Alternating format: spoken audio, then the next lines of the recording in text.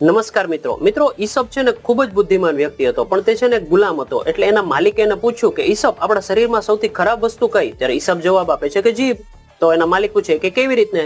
તો કે સાંભળો માલિક, કે જીભ દ્વારા ઝઘડા થાય, નિંદા થાય, ટીકા થાય અને આ કરીને માણસનું પતન થઈ જાય. તો એનો માલિક પૂછે છે કે તો શરીરમાં સારામાં સારી વસ્તુ કઈ?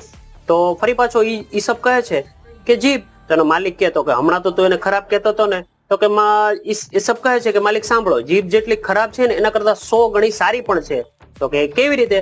તો કે જીભ દ્વારા પ્રેમ, શાંતિ, સહાનુભૂતિ અને સહકારની વાત કરી અને તમે પ્રેમ મેળવી પણ શકો છો અને પ્રેમ આપી પણ શકો છો.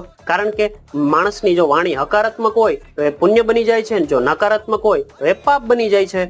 તો એટલે તો કહ્યું છે કે જે જીભ આપણી છે ને એ મારી પણ શકે છે અને તારી પણ શકે છે. તો ફરી પાછું મળશું આવી નાની પણ મજાની વાતો સાથે. જય માતાજી, જય શ્રી કૃષ્ણ.